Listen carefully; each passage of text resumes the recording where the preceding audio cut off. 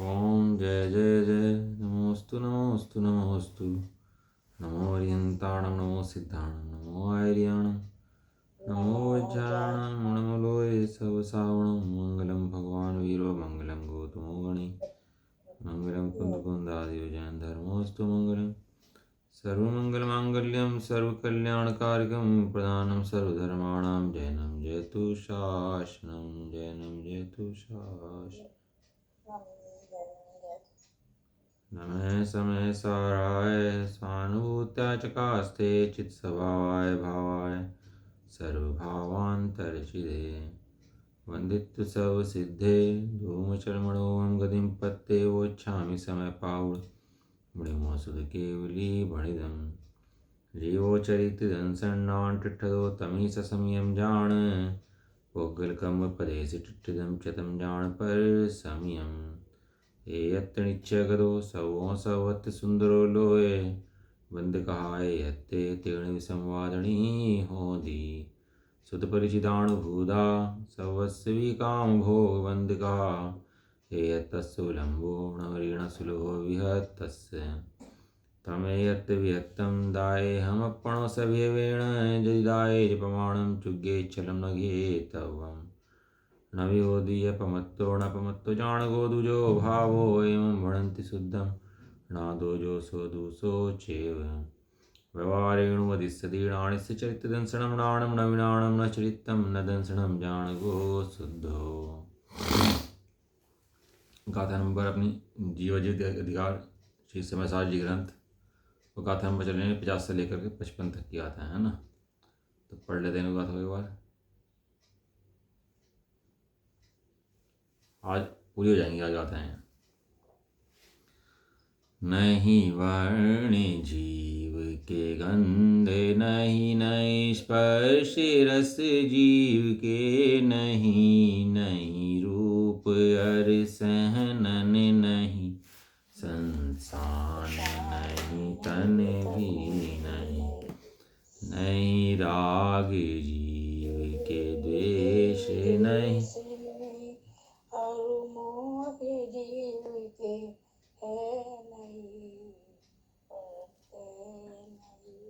नहीं कर्म अरुणो कर्म भी जीव के नहीं नहीं वर्ग जीव के वर्ग ना नहीं कर्म गत है नहीं स्थान में जीव के अनुभाग स्थान भी नहीं जीव के नहीं कुछ योग स्थान हरुबन स्थान भी नहीं नहीं उदय स्थान में जीव के संक्लेश स्थान भी नहीं स्थिति बंद स्थान न जीव के संक्लेश स्थान भी है नहीं जीव के शुद्धि स्थान संयम लब्ध स्थान भी है नहीं जीव स्थान भी जीव के गुण स्थान भी जीव के नहीं ये सभी पुद्गल द्रव्य के परिणाम है जानो यही। इसके अंदर अपना टीका के अंदर आखिरी बोल चल रहा था अपना, है ना जी। बाकी सारे 29 बोल के माध्यम से आचार्य जी ने बताया कि पुद्गल से जीव द्रव्य जुदा है। जीव द्रव्य जो है पुद्गल में नहीं है और किन किन रूपों में अपने को मानता है, कैसे कैसे मानता है। शरीर मानता है, अपने को बाह्य पदार्थ मानता है, शरीर मानता है, इन सब से एक एक से कषाय मानता है। जब कषाय का भी नंबर आ गया तो बाद में कहा चलो बचा दे, कषाय नहीं हूँ, लेकिन जो कषाय घटकर की शुद्धि जो हुई वो तो मैं हूँ। क्या कहा, जो कषाय घटी आज जो शुद्धि हुई, आज शुद्धि का जो आनंद हुआ, जो गुणस्थान बढ़े, वे तो मेरे हैं कि नहीं हैं, वो तो मैंने करी कि नहीं करी, वो तो बताओ। सारे काम तुमने कह दिया, ठीक है, ये भी नहीं करा, ये भी नहीं करा, ये भी नहीं करा, मैंने मान लिया है कि चींटी जीव नहीं है, मकोड़ा जीव नहीं है, इंद्रिय जीव नहीं है, कषाय जीव नहीं है, मंद कषाय जीव नहीं है, मोह जीव नहीं है, रागद्वेष जीव नहीं है, हैं? और भी जो 29 बोल आए, 28 बोल आए, वो सब मैं नहीं हूँ। वो आपने कहा, मैंने मान ली, कोई दिक्कत नहीं है मेरे को। आप इतनी जो बात बता जा रहे हो तो आप कह रहे हो तो मैं मानता हूँ, लेकिन लास्ट का बोल जो आया उसमें कहने लगा, भैया जो मैं ये जो काम कर रहा हूँ मोक्ष जाने का, और मोक्ष मार्ग पर जो मैं बढ़ रहा हूँ, तो मोक्ष मार्ग तो मैं हूँ कि नहीं हूँ? क्या कोई और कर रहा है, थर्ड पर्सन? समझ में आया? क्वेश्चन नहीं आया? क्यों जी अम्मा जी, वाह जी समझ। ये बहुत गहरा क्वेश्चन है, यही समझ में नहीं आ रहा। हाँ, कहने लगा जी ये रास्ते पर गमन कर रहा हूँ, मैंने तय कर लिया कि मैं जो है हरिद्वार जाऊँगा। हरिद्वार पे जाना चलो तय कर लिया, और हरिद्वार जा रहा हूँ, तो जा तो मैं रहा हूँ कि नहीं रहा हूँ, या कोई और जा रहा है ये? या कोई और हरिद्वार के रास्ते पे चल रहा है? हैं? ये शुद्धि जो बढ़ रही है अंतरंग में, चारित्र मोह के कर्म क्षय हो रहा है, और चारित्र मोह की शुद्धि जो बढ़ रही है, जिसे औपशमी भाव कहते हैं या छाई भाव कहते हैं, वो शुद्धि तो मेरी, मैं ही हूँ कि नहीं हूँ, या किसी और की है वो? देखो इस ग्रंथ का नाम है समय सार। ग्रंथ का नाम क्या है? समय था। समय सार भैया, समझनी पड़ेगी आचार्य देव कहाँ ले जाकर तुझे बिठाना चाह रहे हैं, कि वे क्या बात करना चाह रहे हैं। ये बात समझ में आए बिना पार पड़ेगी नहीं। वे उनकी दृष्टि के अंदर केवल एक शुद्ध आत्मा है, पर्यायों से भी भिन्न, उसे रखकर सारी बात करते हैं। जब उसे रखोगे तो ये गुण स्थान भी भिन्न दिखाई देंगे, कि गुण स्थान पर्याय है एक समय की है। वो जो पर्याय है चारित्र मोह के अभाव के बाद जो शुद्ध हुई है, वो मल सहित थी, अब शुद्ध हुई है। उसे कहते हैं निर्मल, निर्मल पर्याय है। क्या कहते हैं? निर्मल। निर्मल कहने का मतलब यह है पहले मल सहित थी, अब निर्मल हुई है। यदि मल सहित ना होती तो अब निर्मल क्यों कहते हैं? मल का अभाव करके निर्मल हुई है। जो गुण स्थान बड़े हैं वो बड़े कैसे हैं? पहले का भाव करा दूसरी उत्पत्ति, पहले का भाव करा दूसरी उत्पत्ति। एक बच्चा 5वीं से 6वीं में गया, बच्चा कहाँ गया? 5वीं से लेके 6वीं में गया, तो क्या करा उसने? 5वीं का कोर्स खत्म करा और 6वीं में गया। जब तो 6वीं में जा पाया नहीं, 6वीं में कैसे जा पाता? 5वीं पास ना करता तो 6वीं में नहीं जा पाता है। एक का भाव करा दूसरी बड़ी, एक का भाव करा दूसरी बड़ी, इससे गुण बढ़ जाते हैं। वे कहते हैं हानि वृद्धि जो तेरे गुणों के अंदर भी है ना, उससे स्वभाव को मतलब नहीं है। बहुत गहरा विषय है, समझने का विषय है थोड़ा सा, है ना। ये जो हानि वृद्धि चल रही है, ज्ञान गुण था, अरे मति ज्ञान है, अब केवल ज्ञान बन गया। एक ज्ञान गुण की बात चलती है अपनी। अभी कौन सा ज्ञान है हमारे को? मति शुद्ध ज्ञान। और ये हम आराधना करी, भेद ज्ञान करा, तत्व ज्ञान करा, तब धारण करा, मुनि पर धारण करा, विशुद्ध शुद्धि बढ़ाई, ये सब हो गया। और यही मति शुद्ध ज्ञान क्या बन गया तेरे गुण सामने जाकर के? ये बने केवल ज्ञान। वो ज्ञान की ही पर्याय है। जो ज्ञान मति शुद्ध था वही केवल ज्ञान रूप बन गया। कोई नया ज्ञान तो कहीं से आया नहीं, या कोई नया ज्ञान आ गया कहीं से कि मति ज्ञान में कोई दूसरा ज्ञान था और केवल ज्ञान में दूसरा ज्ञान आ गया? ऐसा तो नहीं है ना। उनका अभाव करके जैसे आत्मा वही है ऐसे ज्ञान भी वही है, लेकिन ज्ञान और आत्मा वही होने के बाद भी वो पर्याय तो बदलगी नहीं बदलेगी। वो मति ज्ञान की पर्याय केवल ज्ञान रूप हुई कि नहीं हुई? और दिख भी रही है। चारित्र मोहनी की पर्याय में जो दुख हो रहा था, अब चारित्र मोहनी का भाव में सुख हुआ कि नहीं हुआ है? श्रद्धा गुण की पर्याय जो मलिन हो रही थी, शरीर को अपना मान रही थी, अब उस श्रद्धा गुण की पर्याय ने अपने आत्मा को अपना मानना शुरू करा, कुछ बदलाव हुआ कि नहीं हुआ? तो ये जो बदलाव हैं श्रद्धा के और चारित्र के, इसको कहते हैं गुणस्थान। क्या कहते हैं इसको? गुण। श्रद्धा का बदलाव, अपनी तरफ श्रद्धा आई, अपने तरफ चारित्र आया, इसका नाम होता है गुणस्थान। ये गुणस्थान बढ़ते हैं जीव के। लेकिन ये यहाँ आचार्य देव की दृष्टि कहीं और है। आचार्य देव कहते हैं ये जो तेरी शुद्धि बढ़ी, गुणस्थान बढ़े, वो किसके आधार से बढ़े? यदि पूर्ण तत्व ना होता तो ये कैसे बढ़ते? हम दोबारा वही दृष्टांत पकड़ते हैं। हरिद्वार जाना था हमारी दृष्टि में क्या है? कहाँ जाना है? हरिद्वार। टारगेट क्या है? हरिद्वार। और हम चल रहे हैं। हम ये बताओ बीच में चैन से बैठते हैं क्या?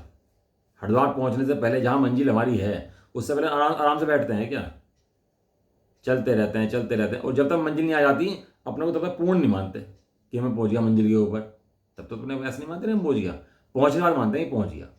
दिमाग में मंजिल तय है, दिमाग के अंदर टारगेट तय है। यहाँ टारगेट क्या है? यहाँ टारगेट समय सार है। और जो पर्याय आ रही हैं, जा रही हैं, आ रही हैं, जा रही हैं, तो ये पर्याय भी आचार्य देव कहते हैं कि तेरे से भिन्न है और तेरी पर्याय नहीं है। ये जो गुणस्थान की शुद्धि की वृद्धि है, गुणस्थान जो बढ़ रहा है, ये तू नहीं बढ़ रहा, ये पर्याय में खेल चल रहा है। खेल चल रहा पर्यायों का और तू मानता है अपना। यही दिक्कत है बस।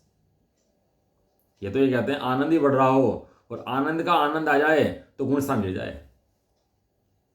क्या होता है, चौथे गुण स्थान से आनंद आता है, चौथे गुण स्थान से आनंद शुरू होता है जीव का वास्तविक आनंद।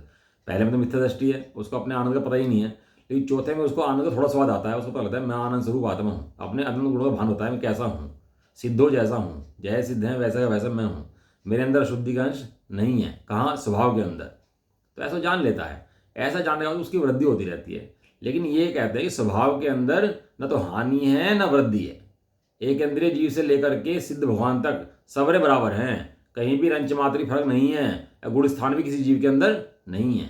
तो फिर किसके हैं, तो कहते हैं सब पुद्गल के हैं भाई। किसके हैं सब, सब पुद्गल के हैं। क्यों, क्योंकि तू तो अखंड एक ज्ञाय परमात्मा है, गुण स्थान में चला गया तो तू अखंड एक ज्ञाय परमात्मा कैसे रहेगा।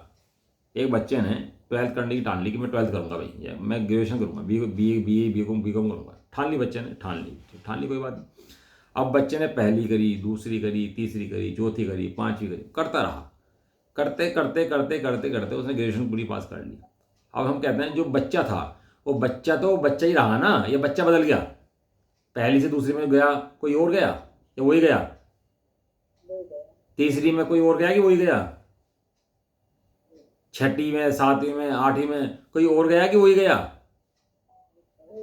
हाँ, आचार्य देव की दृष्टि उस वही पर है कि जो गुण स्थान के अंदर गया वो कौन गया, कि तू ही गया। असिद्ध बना वो कौन बना, वो तू ही बना, वो सिद्ध भी तू ही बना और पहले भी तू ही था। वो तू जो कह रहे हैं कि तू है तू है तू है, उनकी दृष्टि तू के ऊपर है कि तू कौन है, कि तू शुद्ध बुद्ध परमात्मा है, कभी बदलता ही नहीं।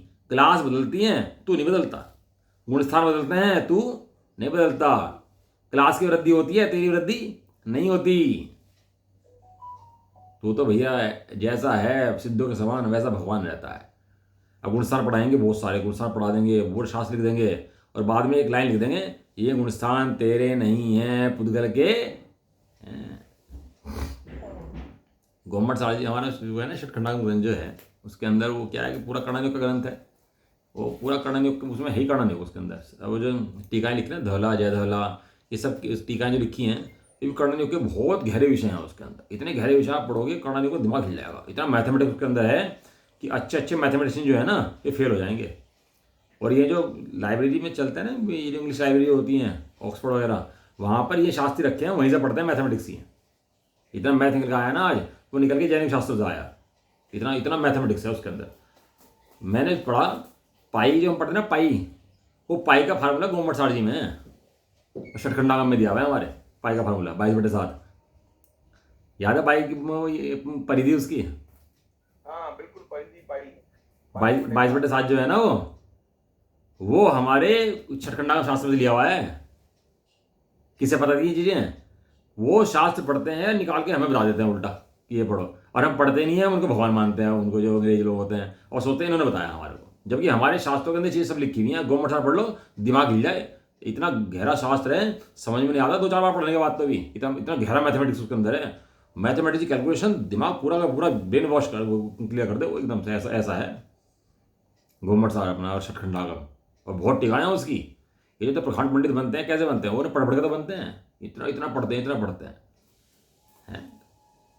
तो मैं कह रहा था कि उसके अंदर जब उन्होंने षटखंडागम लिखा तो शुरू में लिखा जीवो मंगलम। क्या लिखा, जीवो मंगलम। और टीका के अंदर वीरसेन स्वामी ने लिखा कि यहाँ जीव का मतलब क्या है, यहाँ जीव का मतलब ये जीव है जो गुण स्थान के अंदर नहीं है। सबसे पहले लिख दिया कि जीव के ये नहीं है, जीवो मंगलम। ये सब पढ़ तो ले, लेकिन मंगल जीव का, ये मंगल जीव स्वरूप ही है। ये गुण स्थान से मंगल नहीं होगा, जीव की दृष्टि देखने से मंगल होगा। कौन मंगल करेगा जीव का, बताओ। जीव अपने स्वभाव को गुण स्थान से भिन्न देख ले, उस दृष्टि से मंगल होगा। तो बताए क्यों फिर गुण स्थान, पढ़ाए क्यों। कहने लगा भाई अगर तू जीव देख सकता हो ना तो जीव ही देख, बाहर में निकलना उससे। लेकिन बाहर निकलेगा और गुण स्थान आदि नहीं पड़ेगा तो अशुभ में जाएगा। उपयोग कहाँ जाएगा। हम भी जैसे हैं, कोई यदि खाली बैठ जाओ आप तो दिमाग में कैसी बातें आएंगी आपके दिमाग में, बताओ। घर गृहस्थी की बात आएंगी कि स्वाध्याय की बातें आएंगी, हैं इधर का लेना उधर का देना, बहुत बातें आएंगी इधर की। तो उसका उपयोग स्थिर करने के लिए गुण स्थान आदि की चर्चा करके उसको पढ़ाया गया। लेकिन वास्तव में गुण स्थान की चर्चा के अंदर गुण स्थान उपादेय नहीं है, गुण स्थान की चर्चा के अंदर भी जीव उपादेय है। वहां तो उसकी मंद कषाय प्रवृत्त हो और तीव्र कषाय में ना चला जाए, पापों में ना चला जाए, इसलिए लोक के नक्शे, गुण स्थान, ये सब पढ़ाए गए। इन्हें पढ़ाने का प्रयोजन इन्हें पढ़ाना नहीं है, वहां लिखे जीव मंगल है, वहां भी इन्हें पढ़ते हुए भी जीव मंगल है। लेकिन इनके पढ़ने से कषाय मंद प्रवृत्ति है, इसलिए इनको पढ़ाया जाता है। अब अगर तुम हाँ कर मत जाए, अरे तुम ऐसी बात कैसे करते हो यार, ये कोई स्वाध्याय है, शास्त्र, तुम ऐसी बात करोगे? भाई साहब उन्होंने खुद लिखा, उन्हें खुद, मैं नहीं कहता, उसकी टीका पढ़ो उनकी, तो मैंने तो पढ़ी, तो उसको मैंने लिखा कि जीवो मंगलम, तो कि जीव मंगल है, हाँ जीव मंगल है। तो उस क्वेश्चन उठाया विष्णु स्वामी ने खुद ही, तो कहने लगे भाई एक चीज़ बताओ मुझे में कि जीव मंगल है तो क्या मिथ्या दृष्टि जीव मंगल है? क्या कहा? तो वो भी है, पर वो क्या कहा? क्या मिथ्या दृष्टि जीव मंगल है? तो वो कहने लगे हाँ मिथ्या दृष्टि जीव मंगल है। कहने लगे आप ऐसे कैसे कहते हैं मिथ्या दृष्टि जीव मंगल कैसे हो गया? तो मिथ्या दृष्टि है। कहने लगे भाई वो मिथ्या दृष्टि मंगल नहीं है, लेकिन मिथ्या दृष्टि के अंदर भी वहां तो जीव विराजमान है, वहां जीव मंगल है। समझ में आया? उनकी दृष्टि गुणस्थान के ऊपर नहीं है, उनकी दृष्टि गुणस्थान के ऊपर नहीं है। उनकी दृष्टि किसके ऊपर है? उनकी दृष्टि जीव के ऊपर है। जैसे बैच होते हैं ना अपने, 8th का बैच, 9th का बैच, 10th का बैच, 11th का बैच होते हैं अपने यहाँ, है ना। तो क्या होता है कि जैसे 8th से 10th का बैच है, तो 10th का बैच क्या है? सीनियर है। और 8th का बैच क्या है? जूनियर है, हैं? अब वो पढ़ रहे हैं सब कुछ। अब 8th के बच्चों को कोई चीज़ क्लियर नहीं होती, तो 10th के बच्चे से कहते हैं तू भैया इसे क्लियर कर दे, इसको, क्योंकि तू जानता है इसके बारे में, इसलिए इसे इसको क्लियर कर दे। ये जो क्लियर कर जाएगी वो तेरे जैसा बन जाएगा। लेकिन वहाँ घमंड करे कोई कि मैं तो 10th का हूँ और ये 8th का है, मैं बड़ा हूँ और ये छोटा है, तो वहाँ वात्सल्य पैदा करने के लिए उसे कहते हैं भैया सब बराबर हैं, ये तू इसे पढ़ा, ये भी तेरे बराबर हो जाएगा, ये भी ज्ञान का भंडार है। लेकिन जो घमंडी जीव होता है ना, वे घमंड करते हैं कि नहीं हम तो इतने बड़े हो गए, हम ऐसे हो गए, उन्हें घमंड पैदा होता है। लेकिन जो बड़े होते हैं वे झुकते हैं और उनके अंदर वात्सल्य पैदा होता है। समझ में आया? जो घमंडी होते हैं ना, बढ़ते हैं तो उनका घमंड पैदा होता है उनके अंदर। और जो करुणा के धारी होते हैं, जो वात्सल्य होते हैं, उनके अंदर विनय पैदा होती है बड़े होने से। बड़े दो होते हैं, एक आम का पेड़ ही बड़ा होता है, खजूर का पेड़ ही बड़ा होता है। पेड़ हमेशा झुकता ही है, हमेशा नहीं झुकता। बड़े हुए तो बड़े क्या हुए, जैसे पेड़ खजूर, पंथी को छाया नहीं, फल लागे अति दूर। बता ऐसे पेड़ का क्या फायदा? ऐसे घमंडी जीव, हवा आएगी, आंधी आएगी, पहले तू गिरेगा, और ये जो है ना हवा आंधी में, ये इसके आम गिरेंगे और तू पूरा गिर जाएगा। इसलिए है, जैसे जैसे आंधी तूफान आएंगे ना, तो ये तो पूरा गिर जाएगा, जो खड़ा हुआ है पूरा पूरा सीधा, और ये है इसके फल गिर जाएंगे, लेकिन खुद नहीं गिरेगा भाई। इसलिए कषाय के प्रसंगों में भी ये ज्ञानी, ये दुखी नहीं होते। अज्ञानी हाहाकार करता है, दुखी हो जाता है, क्योंकि शरीर को अपना मानता है, काय को अपना मानता है, दुखी हो जाता है, घमंड करता है अपने आप को, क्योंकि वो इन जीवों का स्वरूप बराबर नहीं जानता। और जो जीवों का स्वरूप बराबर नहीं जानता वो अध्यात्म से बहुत दूर है। पहले में पहले सब जीव बराबर नहीं चाहिए। सब जीव सिद्ध सम दिखे, नहीं राग द्वेष हो, ज्ञेयों से भिन्न ज्ञायक की महिमा विशेष हो। सबसे पहले क्या है? गुण स्थान से भिन्न क्यों दिखाया? कि गुण स्थान से भिन्न जीव देख। क्यों? गुण स्थान में भिन्नता है, जीवों के अंदर भिन्नता नहीं है। गुण जीवों के अंदर भिन्नता, और जब जीवों को समान देखेगा तो तेरे राग द्वेष की दृष्टि मिट जाएगी, तू बड़ा हो जाएगा, झुक जाएगा, फल लग जाएंगे तेरे ऊपर, और अंतर देखेगा है कि ये तो पहले गुण स्थान बढ़ती हैं, ये तो मिथ्या दृष्टि हैं, तो ये ऐसे हैं यार, ये तो ऐसे हैं यार, ये चौथे हैं यार, ये पांचवें हैं, और देख देख के चढ़ जाएगा अपने आप को। हमारे मुनिराज के सामने कोई मिथ्या दृष्टि जाके बैठ गया तो उसे क्या समझाया? मिथ्या दृष्टि देखकर समझाया, चांडाल भील नहीं समझा उसको। क्या समझा उसको?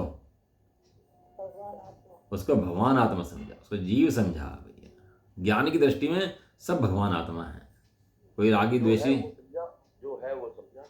हाँ जो है वो, ये राग द्वेष तो उदय परिणाम के खेल हैं, कभी मंद हो जाते हैं, कभी तीव्र हो जाते हैं। अभी आता है ना मंद तीव्र कषाय, ये कभी मंद हो जाएं, कभी तीव्र हो जाएं, कभी बहुत तेज हो जाएं, कभी बहुत हल्के रह जाएं। ये तो कषाय के खेल हैं। लेकिन कषाय के खेल में भी वहाँ जीव जो है वो तो जीव है, वो जीव उन राग द्वेष में जाता नहीं है। जब भगवान के ऐसे मंत्र सुनते हैं, जब सांप का कांटे को जहर उतारते हैं ना मंत्र दे करके, ऐसे ही इसको जब ये कोई गुण स्थान भी तेरे नहीं है, तो शुद्ध जीव है, सब शुद्ध जीव हैं, सब बराबर हैं, गुण स्थान किसी के अंदर है नहीं, सब गुण स्थान से भिन्न हैं, गुण स्थान जीव में घुस जाएंगे तो जीव नष्ट हो जाएगा। सिद्ध भगवान को कहते हैं गुण स्थान तीत। क्या कहते हैं? सिद्ध वाह जी, सिद्ध भगवान को क्या कहते हैं? सिद्ध भगवान को गुण स्थानातीत। गुण स्थानातीत, गुण स्थान के पार हैं सिद्ध भगवान। हाँ, और दूसरी बात कह दी, जैसे गुण स्थान है वैसे हम हैं।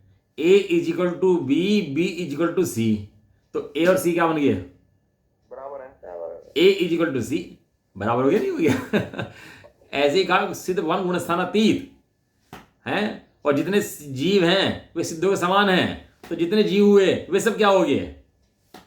सिद्ध हो गए। वे गुण स्थानातीत हो गए सारे सारे जीव। बिल्कुल ठीक है, ये बात तो समझ में आ गई। अरे ये बात तो नहीं समझ में आती जीवों के, ये बात समझ में आया तो खाला खेल पलटा से बताना मैं आपको। फिर गुण स्थान पड़ेगा तो मजा आएगा। उससे मतलब नहीं है, पर ये बात समझ में आ गई। अब इसके बाद गुण स्थान पड़ेगा तो निर्भर होकर पड़ेगा। भगवान की भक्ति है? गुण स्थान बढ़ेगा ही नहीं, किसका बढ़ेगा? नहीं नहीं, ये बात अभी बताया आपको। यदि गुण स्थान आदि नहीं पड़ेगा तो तीव्र कषाय प्रवर्तन होता है। इसके लिए गुण स्थान लोक के नक्शे आदि पढ़ता है। वो ऐसा नहीं स्वाध्याय नहीं करता, स्वाध्याय पूरा करता है, ऐसा नहीं है। आचार्य ने लिख दी। अब मुझे बताओ, जो नेमिचंद सिद्धांत चक्रवर्ती ने ये गोमट साल लिख दिया, बड़ा ग्रंथ लिख दिया, वो टाइम पास कर लिख दिया ऐसे ही? ऐसा नहीं, वो जीवों के कल्याण का हेतु है, वो भी ऐसा नहीं है। अब उसमें आप पढ़ना मोक्षा भाषा पढ़ाएंगे, द्रव्यान योग का पक्षपाती कहता है गुण स्थान आदि पढ़ने से क्या होगा, इनसे कोई भला नहीं है, इनके पढ़ने से क्या फायदा है, तो टोटल जी बताएंगे आपको कि वो क्या, वो किस तरह गलत सोचता है इस बात के बारे में। इसलिए मोक्ष मार्ग पाशक की महिमा है। मोक्ष मार्ग पाशक बने श्रद्धा मोह से बिल्कुल अभाव कर दे, बिल्कुल श्रद्धा को निर्मल कर दे। मोक्ष मार्ग उसका ग्रंथ है, ऐसे महिमा नहीं है। आचार्य कल्प ऐसे नहीं कहा टोटल जी को। नहीं, बात सही है, पर मैं सोच भी कौन रहा है? मैं तो नहीं सोच रहा ये बराबर बात है, लेकिन फिर भी सोचता तो है ना, कुछ तो सोच ही रहा है ना। तो कुछ सोच रहा है तो गुण स्थान सोच, कुछ सोच रहा है तो लोक सोच, कुछ सोच रहा है तो लेशा सोच। यदि कुछ सोचना नहीं है तो ये बात क्लियर नहीं होती। क्योंकि इन हाँ ना करता हूँ, ना मैं हरता हूँ, ना मैं सोचता हूँ, ना मैं गुण स्थान में जाता हूँ, ना मैं करता हूँ, ना मैं चढ़ता हूँ, मैं कुछ हुई नहीं। बराबर। मैं कुछ करने लायक हुई नहीं, तो जब मैं कुछ करता भी नहीं हूँ तो मेरा स्थान फिर कहाँ पे? ये देखो, दृष्टि का विषय, श्रद्धा का विषय। दृष्टि के अंदर बराबर ऐसा ही अखंड प्रतीति होती है, लेकिन उसके बाद मुनिपना आता है कि नहीं आता, शास्त्र रचना होती कि नहीं होती, भगवान विराजमान होते कि नहीं होते, मंदिर भगवान की पूजा भक्ति होती कि नहीं होती, स्वाध्याय आदि होता कि नहीं होता, ये सब क्यों होता सब पर्याय है? लेकिन फिर भी होता कि नहीं होता? नहीं होता है, पर बस होता है, बस ये बात, बस होता है, बस ये समझ लो आप। और बाकी दृष्टि के अंदर अपना शुद्ध बुद्ध चैतन्य परमात्मा ही होता है, जो सब जीवों में समान है, जो अनेक रूप एक होता ही नहीं है, जहाँ पर विभिन्नता है ही नहीं। अब नौकर जीव दिखे हैं, ग्राहक जीव दिखे, भंगी जीव दिखे। एक बात समझाओ कि जब ये जीव इस पुद्गल को छोड़ता है, मान लो किसी का कोई एक्सीडेंट हो गया, छोड़ना पड़ा उसको, छोड़ दिया उसने, तो राग कहाँ था उसका? राग तो होना था। जीवों के पुद्गल के कर्म का बंधन था, जब उसको इस हालत में उसको डैमेज होना था, नाश होना था, तो हो गया फिर वो। हाँ ठीक है, तो जीव ने जो जीव है तो जीव है तो मचा रहा है, एक में कर रहा मान रहा है अपना को, वो तो जीव का राग है कि नहीं है? वो किसी पुद्गल राग है वो? नहीं, जीव का राग मुझे समझ में नहीं आ रहा। जब मैं इस पुद्गल को छोड़ सकता हूँ और मेरे से छूट जाता है, और पुद्गल के कर्म के द्वारा छूटता है, पुद्गल के कर्म है तो छूटता है, तो मेरा राग कहाँ रह गया? मेरा राग कौन है? तो फिर ऐसा जानने के बाद अन्याय अनिधि पक्ष छूटे कि नहीं छूटे? कल शाम की परिभाषा भाषा याद लो, 3 चीजें होंगी इकट्ठी। 3 चीजों के बिना कोई मान्य समदृष्टि हूँ और अपने को मान ले भला, तो ऐसा नहीं है। 3 चीजें इकट्ठी जीवन के अंदर होंगी। फिर बताता हूँ, अनंतानुबंधी का भाव, आत्मा की अनुभूति और अन्याय अनित्य पक्ष का त्याग, ये पर्याय अनुसार ये तीनों चीजें जीवन में एक साथ घटेंगी। नहीं, मुझे ये घटना बढ़ना मुझे समझ नहीं आता। मुझे इतना समझ में आ गया अब तक कि मैं रागी और बैरागी कब हुआ, मुझे तो वो समझना है। ये सब चीजें छूट गई, ये नाम है इसका, ये नाम फलाना नाम, 10 तरह के नाम ले लो, उससे क्या फर्क पड़ता है? मैं तो ये कह रहा हूँ कि मेरा राग कब जुड़ा और कब छूटा। मेन मुद्दे पे आओ ना, मुझे मुद्दा समझाओ कि तुम्हारी अनुबंधी छूट जाएगी, तुम्हारा प्रत्येक खान हो जाएगा, तुम्हारा ये ऐसा हो जाएगा। अरे नहीं भैया, जो राग, जो मेन जो जड़ है, वो क्या है? वो कब मेरे से जुड़ी और कब मेरे से जुड़ी, उसकी बात करो। हाँ बराबर अब बात। उसे देखो, जब से पैदा हुआ जब से जुड़ा ही जुड़ा प्राण। हाँ ये शरीर से एकत्व बुद्धि यही सबका मूल कारण है भैया, देह में एकत्व बुद्धि है। देह में एक बुद्धि कहाँ है मेरी? जब मेरी देह छूटती है तब मैं कहाँ राग करता अरे भैया राग की अच्छा मतलब इतने वित्सष्टि वैसी चल रही है, एक इंद्रिय वैसी मर रहा, दो इंद्रिय वैसी मर रहा, आप भी ऐसी बात करते हो हूँ? मतलब। तुम क्लास करने के लिए तुम समझते नहीं हो, किसी को गहराई में नहीं जाते, बस वो क्लास चल जाए, खत्म हो जाए, चैप्टर खत्म हो, क्लास खत्म हो, उसकी चिंता रहती। इस चीज को समझो, नहीं समझोगे तो सारी उम्र ऐसी ही रहोगे, फिर बस कहाँ बदलाव आए? कोई नहीं, क्लास आपके अलग से ले लेंगे आपको अलग से बैठा लेंगे, कोई बात नहीं। संडे में क्लास लगा देगा इनकी। ठीक है, एक क्लास अलग से लेंगे इनकी, ठीक है ना, क्वेश्चन की क्लास अलग से ले लेंगे। और चेतन को बिठाऊंगा, चेतन लेगी क्लास। सुनने के बाद आप सुने जा रहे हो, फिर वो नहीं ऐसा नहीं है, आप बिल्कुल गलत बात कह रहे हैं। सुनने से ऐसा कुछ नहीं, सुनना भी जरूरी है और सुन के समझना भी जरूरी है, दोनों बात जरूरी है। सुनने जरूरी है, सुनना समझना जरूरी है। मेरी समझ में आ गई, जब तो मुझे पता लगा सुनने समझने के बाद कि मेरा राग है कहाँ, मेरा राग तो है ही नहीं। और बाबा राग राग, अरे तो राग है कहाँ? जब मेरा पुतगल छूटता है तो छूट जाता है, मैं कहाँ राग करता हूँ? अगर मैं राग करता हूँ तो आएगी समझ में, हमारे भी 40 साल 50 साल लगे समझने में, ऐसे एक दिन में समझ नहीं आ गई थी, आ जाएगी समझ में धीरे धीरे, आप भी खुद कहोगे क्या समझ में आ गई। चलो जिनको समझ में आ गई वो भी यहीं बैठे हैं, जिनको नहीं आए हाँ तो सब यहीं बैठे रहेंगे, ये तो भगवान भी यहीं बैठे हैं संसार के अंदर ही, भगवान का चलेगा। वही बात आई, मूल मंत्र चलो 29 बोल पढ़ लें, इसका पूरा कर लें, पूरा करना है फिर रह जाएगा। समझ गया क्वेश्चन में, आप क्वेश्चन समझ गया, जवाब आ जाएगा आपका। मेरे मेरे मैं बहुत बेचैन हो जाता, आपको पता नहीं, ये बहुत गलत बात है। मैं डिस्टर्ब हो जाता। डिस्टर्ब देखो वाली बात नहीं है, आप देखो कंफ्यूजन वाली बात है, आप कंफ्यूज आचार्य देव को मान लो या आप नहीं मान लो, दो में से एक तो मानोगे ना। नहीं, सारे देव की माने वो ठीक है। अपने माँ बाप को माँ बाप मानता है, आचार्य को माँ बाप नहीं मानता, आपने बताओ। अरे जो कह रहे हैं मेरे हित के लिए कह रहे हैं, इतना समझो कम से कम बात। अपनी अकल लगानी बंद करो, आचार्य जो कह रहे हैं उनकी बात माननी शुरू करो थोड़ी सी, तो ये जितनी वजन है कम थोड़ा कम होगा। भगवान की माननी शुरू करो, भगवान जो कह रहे हैं सही कह रहे हैं बिल्कुल ऐसा। नहीं, फिर तो ये है कि मूर्खता की तरह बैठ जाओ, सुनते रहो। मूर्खता की तरह नहीं, माँ कहीं बच्चे को बुरा करती है क्या, या उसको मार दे देती है, लेकिन वो भलाई करती है ना। तो बच्चे को भी दृष्टि तो हाथ पकड़ता है माता का, कहाँ जाता है माता के पास, कहाँ जाता है माता के पास। इस तरह यहाँ भी है भैया, जो भी आचार्य ने लिखी है तो माता की तरह इन्होंने हम प्यार से लिखी हैं चीज़ें, ऐसे लिख दी कोई चीज़ें, तो समझोगे। मैं ये नहीं कह रहा कि गलत है, मैं ये नहीं कह रहा कि ये सब सही नहीं है, मैं ये भी नहीं कह रहा कि ये सब चीजें अब बच्चा पैदा हुआ, अब वो कह रहा है मैं पहले दिन से कमाऊंगा जी, पहले दिन समझूंगा, तो माता कहती है बेटा तू पहले बड़ा हो जा, कोई दिक्कत नहीं, थोड़ा सीख ले, कर ले, तू वो भी काम भी करेगा, लेकिन थोड़ा पहले सीख ले, मेरे हिसाब से चल ले पहले तू। ये तो यहाँ भी यही है। कहने का मतलब है कि कोल्लू के बैल की तरह मत बनाओ कि वो एक चक्कर में बांध दिया, वो घूम रहा है, बस घूमे जा रहा है, घूमे जा रहा है, घूमे जा रहा है। अरे भैया घूमना ठीक है, तो कोल्लू का बैल तो घोड़े की आंख में पट्टी बांध देती है, बस वो सीधा ही सीधा दिखाई देता है। क्या बात कर दी आपने, मतलब हमारी दिनवाणी माता हमारे आँख में कोल्हू के बेल की तरह पट्टी बांध दी और हम घूमे जा रहे हैं, मतलब कमाल कर दिया।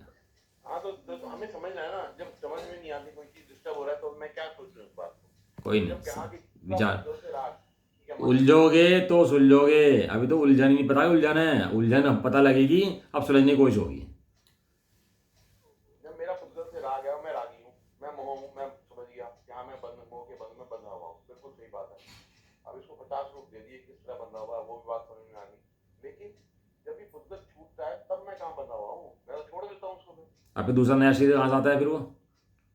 हाँ, अब ये बात है, दूसरा शरीर कहाँ आता है? तो मेरा मेरा जो मोह बंधन है, वो मोह बंधन दूसरे शरीर में क्यों लिप्त होता है जब मेरा कुछ है ही नहीं ना? मेरे हाँ तो वो तो जीव का ज्ञानता है ना भाई, जीव को तब तो ज्ञान नहीं है ना, इसलिए होता है, भेद विज्ञान है इसलिए होता है ना वो तो। अभी भेद विज्ञान करा के उसको उसका झेड़ तो उतार दे, उसके अंदर जो भ्रम की भ्रांति होती है वो जो पहले उतार दे उसकी। चलो मुझे जैसा जाए टीका ही पूरा करनी है इसकी, फिर रह जाएगी। ये 14 गुण स्थान जो हैं वे सर्व ही जीव गुणस्थान जीव के नहीं है, क्योंकि पुद्गल द्रव्य के परिणाम में होने से अनुभूति से भिन्न है। इस प्रकार समस्त ही पुद्गल द्रव्य के परिणाम में भाव हैं, वे सब जीव के नहीं हैं। जीव तो परमार्थ से चैतन्य शक्ति मात्र ही है। अब इसके अंदर जो आचार्य जैसे टीका है वो मैं खोल लेता हूँ फटाफट, मुझे पूरी करनी है, समय लगेगा 10 मिनट का, और टीका है वो बड़ी, 1 मिनट को खोल लो जरा उसका।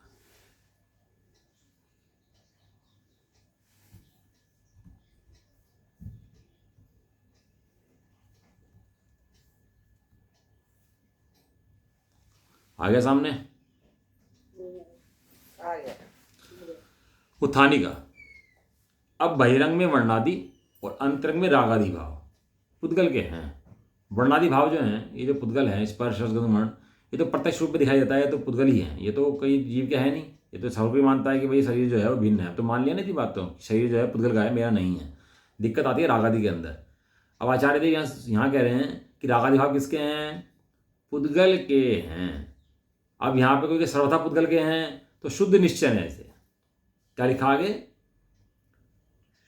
शुद्ध निश्चय ऐसे जीव के स्वरूप नहीं है, ऐसा निरूपण करते हैं। केले के छिलका भी केला कहा जाता है, लेकिन केले का छिलका केला नहीं है। कैसे? शुद्ध निश्चय ऐसे। शुद्ध निश्चय ऐसे केला केला है, छिलका छिलका है। लेकिन जब बाजार से लाते तो कहते केला दे दे, उससे ये नहीं कहते केले का छिलका भी दे दे और केला भी दे दे। ये कहते हो क्या भैया केला दे और केले का छिलका भी दे, ये कहते हैं उससे? वहाँ क्या कहते हैं? केला दे दे भैया। लेकिन जानते हैं कि केले का छिलका केला नहीं है, केला अलग है और छिलका अलग है। तो ये शुद्ध निश्चय ऐसे रागादि भाव जो हैं ये पुद्गल के हैं कि जीव के हैं? कहने लगे भैया ये पुद्गल के हैं। एक व्यक्ति था ट्रेन स्टेशन में बैठ के खाना खा रहा था, बाहर सड़क में बैठ के खाना खा रहा था, और खाना खाते हुए जब बैठ के खाना खा रहा था सड़क के ऊपर, तो उससे कहा भैया सड़क में खाना नहीं खाते, घर पे खाना खाते हैं। सड़क में नहीं खाना चाहिए बैठ करके, कहाँ खाना चाहिए? घर में खाना चाहिए। और घर में आके बाथरूम लैटरिन बैठ खाना खाने लगा हैं। तो कहने लगे भाई तुझे घर में तेरे डाइनिंग हॉल जहाँ भी तेरा किचन था उसमें बैठने के लिए खाने का कहा था। कहने लगे ये घर नहीं है क्या? ये भी तो घर है, ये घर का हिस्सा नहीं है? कि भाई ये बाथरूम घर का हिस्सा नहीं है, तूने जो खाता है इस अपेक्षा से नहीं खाता, अब तू यहाँ बैठे खाता है तो गलत करता है। इसलिए रागादि भाव जीव के हैं क्या? कि कहे कहीं कहीं शास्त्रों में जीव के हैं, ऐसे नहीं कि नहीं कहे हैं। लेकिन ऐसा कहने के बाद भी शुद्ध निश्चय का दृष्टि का विषय वो शुद्धात्मा है, रागादि भाव नहीं है। तो वर्णादि भी भिन्न है और रागादि जीव से भिन्न है। पढ़ो तात्पर्यवती टीका पढ़ो जी आप। वर्ण गंध रस स्पर्श जो रूप शब्द से वाच्य हैं, और स्पर्श रस गंध वर्ण वाली मूर्ति और औदारिक आदि 5 शरीर, सम चतुरस्र आदि 6 संस्थान, वज्र वृषभ नाराज आदि 6 सहनन हैं। वे सभी वर्णादि शुद्ध निश्चय नय से धर्मी जीव के नहीं हैं। इस प्रकार साध्य धर्म है, धर्म धर्मी का समुदाय यह पक्ष है। आस्था संज्ञा होगा, संज्ञा आस्था संज्ञा व प्रतिज्ञा है, क्योंकि ये पुद्गल द्रव्य परिणाम में होने से शुद्धात्म भूति से भिन्न है। यह हेतु है। इस प्रकार यहाँ व्याख्यान में पक्ष हेतु रूप से 2 अंग वाला अनुमान जानना चाहिए। देखो क्या है कि जीव को जो प्रकट है ना, वे जीव को वर्णादि भाव प्रकट है या रागादि भाव प्रकट है। जीव को आज तक अपना शुद्ध बुद्ध एक परमात्मा प्रकट नहीं है। इधर जीव श्रद्धा गुण है, ज्ञान गुण है, चाट गुण है, और जो प्रकट हैं उन्हीं को अपना जान लेता है, उन्हीं को अपना मान लेता है, उन्हीं में रमणता कर लेता है। अब प्रकट कौन है उसके? प्रकट में है पुद्गल परिणाम, पुद्गल या पुद्गल के संबंध के रागादि भाव। अभी गुणस्थान मान लो, चाहे रागादि भाव मान लो, कुछ भी कहो, सब एक कैटेगरी में आ जाते हैं उसके। तो उसको वो शुद्धात्मा प्रकट ना होने से उसको परिणाम वहाँ के चलते रहते हैं। आचार्य देव कहता है शुद्धात्मा सूक्ष्म है, लेकिन हमारी पकड़ में आया है तो तू भी पकड़ सकता है। रागादि भाव प्रकट हैं, स्थूल हैं, उनसे भिन्न सूक्ष्म परमात्मा का अभ्यास करेगा तो सूक्ष्म परमात्मा दिखाई भी देगा और प्रकट भी होगा, और वो है, और वही धर्म का विषय है। उसी का आधार धर्म होता है, उसके अलावा धर्म कहीं होता भी नहीं है। ऐसा पढ़ो जी आगे।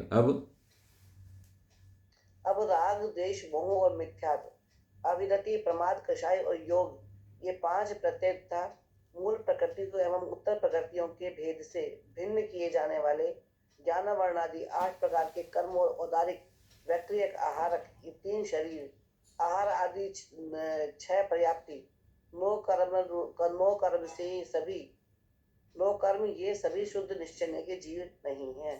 प्रश्न, किस कारण से जीव के नहीं है? उत्तर, क्योंकि ये सभी पुद्गल परिणाम में होने से शुद्धात्मानुभूति से भिन्न है। शरीर जिसे अपना मानता आ रहा है, बचपन से पैदा हुआ है, शरीर को अपना मानता पैदा हुआ और अब तक अपना मानता है, इसी के लिए लगा रहता है। तो कहते हैं भाई शरीर जो है ना ये भिन्न है। जैसे कषाय परिणाम तेरे मोह परिणाम है, इनसे भी ये भी तेरे से भिन्न है। तो ये भिन्न तेरे से कैसे हैं? कि भैया अनुभूति में जाकर देखा तो पता लगा तेरे से भिन्न है, ये तेरे परिणाम नहीं है। हाँ, ऐसा पढ़ो यार।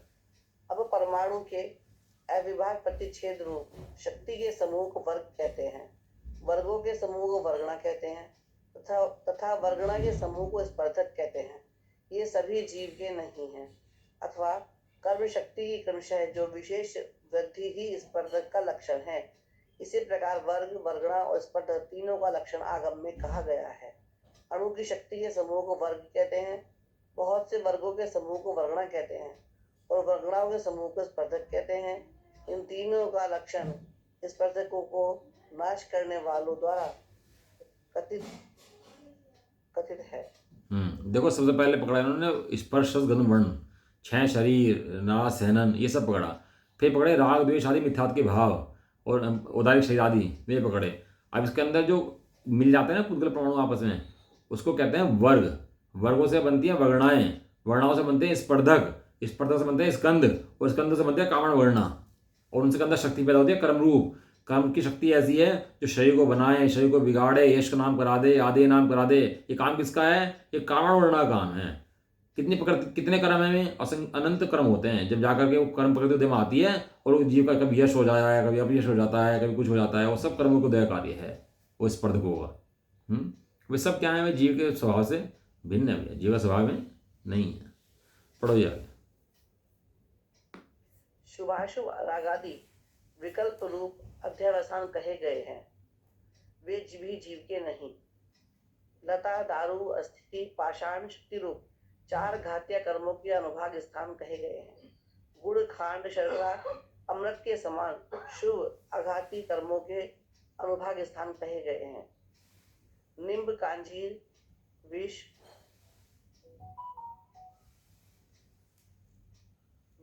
हलाहल के समान अशुभ अघाती कर्मों के अनुभाग स्थान कहे गए हैं। वे सभी अनुभाग स्थान शुद्ध नय से जीव के नहीं हैं। प्रश्न, किस कारण से जीव के नहीं है? उत्तर, क्योंकि पुद्गल द्रव्य के परिणाम में होने से शुद्धानुभूति से भिन्न है। हाँ, क्या है? देखो, घाती कर्म है और घाती कर्म है। घाती कर्म जो हैं उनके जो फल हैं वो लता, दारू, अस्थि और पाषाण, इस तरह से उनकी शक्ति जो है वो बढ़ती ली जाती है, या उल्टा मानो तो कम हो जाती है। पाषाण, अस्थि, दारू और लता इस तरह से कम हो जाती है उसकी, है ना। और जो ये अघाती कर्म है, इसके अंदर जो शुभ घाती कर्म है, घाती कर्मों के 2 भेद, शुभ घाती कर्म, अशुभ घाती कर्म। घाती कर्मों के अंदर ऐसा भेद नहीं है। घाती कर्म तो घाती कर्म ही होते हैं, पाप रूपी होते हैं। शुभ अशुभ के भेद है ही नहीं। जो मेरा घात करे वो शुभ का आएगा और अशुभ का आएगा, वो तो सदा अशुभ रूप ही है। समझ में आया? तो जो घाती, ये शुभ और अशुभ की स्थिति कहाँ पर है? ये घाती कर्मों के अंदर है। जितनी भी हमें पुण्य प्रकृति हमें अच्छा लगता है, ये सारा मौसम अच्छा हो गया, ये सारे हमें पैसे अब मिल गए, ये सब हमारी अनुकूलताएं बन गई, परिवार अच्छा हो रहा है, ये सब कौन सा कर्म है? ये सब अघाती कर्म है। घाती कर्म के वे नहीं है, खेल ही सारे। क्यों? ये सब बाहर में आते हैं, इन्हीं के अंदर शुभ अशुभ होते हैं। समझ में आया? जीव का असली शत्रु घाती कर्म नहीं है, जीव का असली शत्रु घाती कर्म है और मानता है घाती कर्मों को। तो फल कैसे होते हैं इसके घाती कर्मों के शुभ के? गुड़ से मीठा खांड से मीठी शक्कर से मीठी अमृत, इस तरह का फल बढ़ता चला जाता है।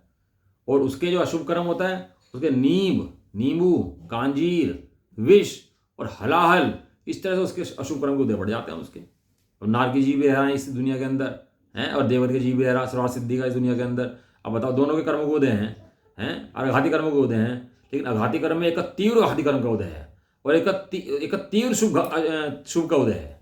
दोनों के अंदर भेद है कि नहीं? उन दोनों के अंदर सर्वार्थ सिद्धि का जीव है, उसके भी शरीर है, नारकी जीव है, उसके भी शरीर है। शरीर कैसे मिलता है? अघाती कर्मों के उदय से। लेकिन एक के अशुभ का उदय है, एक के शुभ का उदय है, शरीर दोनों के है। तो इस तरह से इनके घाती कर्मों के अनुभाग स्थान आते हैं। ये सब इस अनुभाग स्थान जो जीव के नहीं हैं। क्यों? क्योंकि वो अनुभूति के अंदर नहीं आते जीव की, तो भारी रह जाते हैं। और नारकी जीव अनुभूति करेगा तो वहाँ भी वो भिन्न देखेगा उसको, अपने को। और देवता का जीव देखेगा तो वही भिन्न देखेगा अपने को उनसे। और मिथ्या दृष्टि हो तो उसमें अपनी स्थिति उनसे देगा कर्मों से, कि कर्मों को उदय आया, शरीर मिल गया तो ये मैं हूँ, ऐसे मिथ्या दृष्टि करता है। पढ़ो जी आगे। अब वीर्यंतराय के क्षयक्षम से उत्पन्न होने वाले मन, वचन, काय की वर्गणा के आलंबन से कर्म ग्रहण करने को हेतुभूत जो आदि प्रदेशों का परिस्पंदन कंपन है, लक्षण जिनका ऐसी योग स्थान है, प्रकृति, स्थिति, अनुभाव और प्रदेश रूप 4 प्रकार के बंद स्थान है, सुख दुख रूप फल के अनुभव रूप उदय स्थान है और गति आदि बागड़ा स्थान है। ये सब ही शुद्ध निश्चित से जीव के नहीं है। प्रश्न, किस कारण से जीव के नहीं है? क्योंकि उत्तर, क्योंकि ये सभी उद्गल द्रव्य के परिणाम में होने से शुद्धात्मा अनुभूति से भिन्न है। हाँ, चर्चा बहुत हो चुकी इन सबकी। कंपन जो है वो आत्मा के अंदर नहीं है। कर्मों के जो मागण स्थान है, प्रकृति प्रदेश स्थित भाग हैं, वे सब जीव के नहीं हैं। वे सब जीव से बिना, सब छिलकाया भी है, सब छिलका फेंक जाएगा और क्या रह जाएगा? एक जीव रह जाएगा जो अनुभूति का विषय है। पढ़ो जी आगे। अब जीव के साथ कुछ काल तक रहने वाले स्थिति बंध स्थान है। कषाय के उद्रेक आवेग रूप संक्लेश स्थान है। कषाय के मन उदय रूप विशुद्धि स्थान है। कषाय की क्रमशः हानि रूप संयम लब्धि स्थान है। ये सारे ही शुद्ध निश्चय ऐसे जीव के नहीं है। प्रश्न, किस कारण से जीव के नहीं है? उत्तर, क्योंकि ये सभी उद्गल द्रव्य के परिणाम में होने से शुद्धात्मानुभूति से भिन्न है। जितने भी कर्मों की स्थिति है, अनुभाग है, कषाय को संकलित स्थान है, कषाय को मंदी के स्थान है, कषाय के हानि के स्थान हैं, वे सब जीव का स्वभाव नहीं है। क्यों? क्योंकि जीव तो उन सबसे अकेला भिन्न है भैया, जीव उनमें जाता नहीं है। अभी जीव है, जीव ने इतना खा लिया, खट्टा मीठा, कितना कितना स्वाद चख लिया बचपन से लेकर आज तक, हैं? लेकिन जीव कभी उनके अंदर गई क्या कि खट्टा अंदर का तो जीव अंदर चली गई?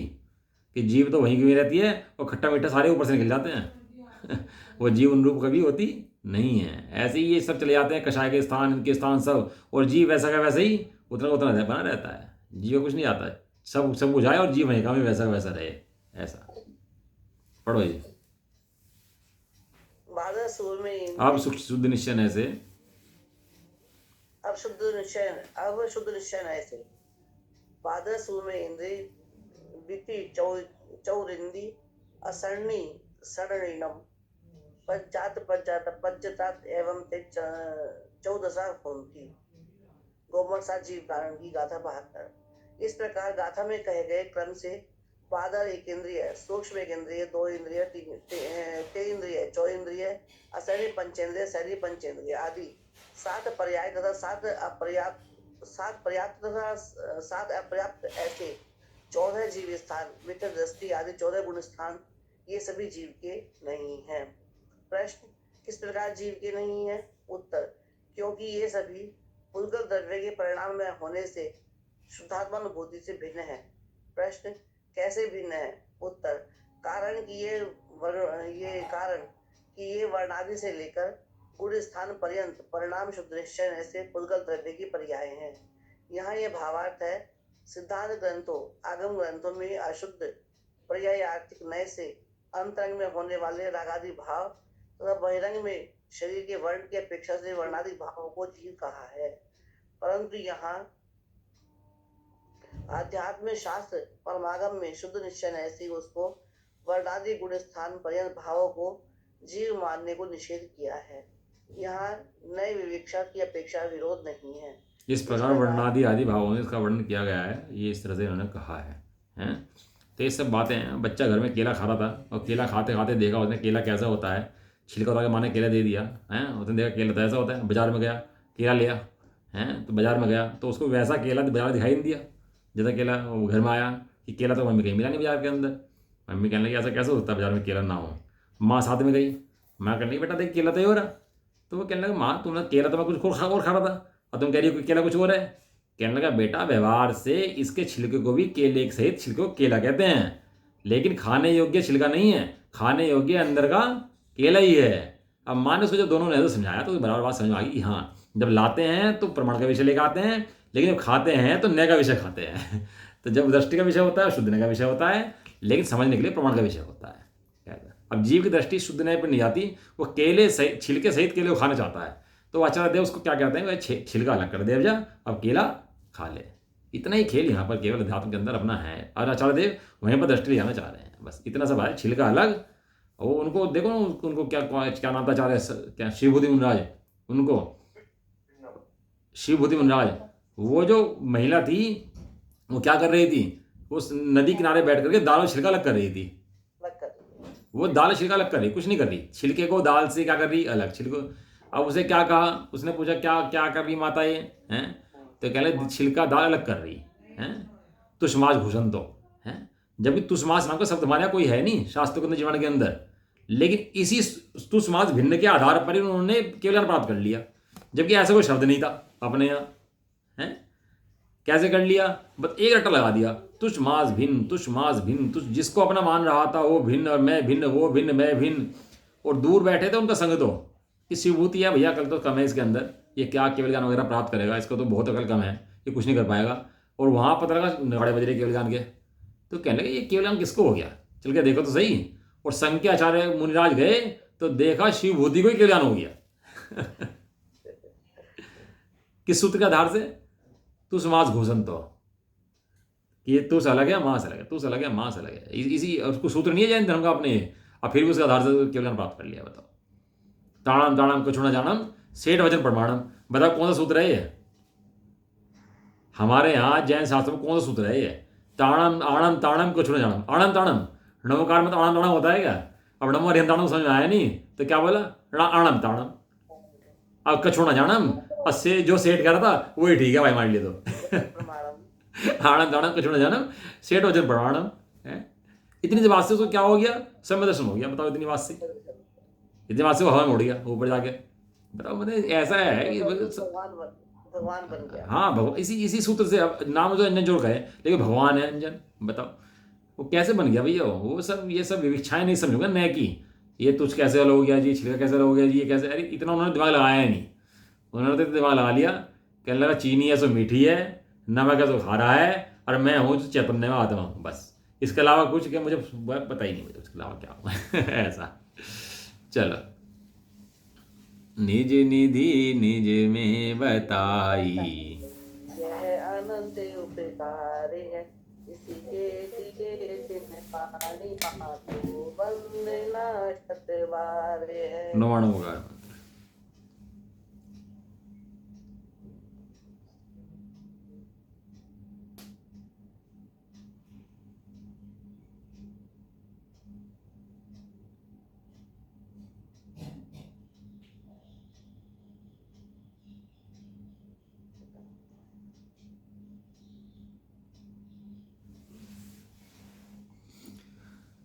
जबरदस्ती नई माता की जय हो, महान जैन धर्म की जय हो। एक साथ बोलिए जय जय।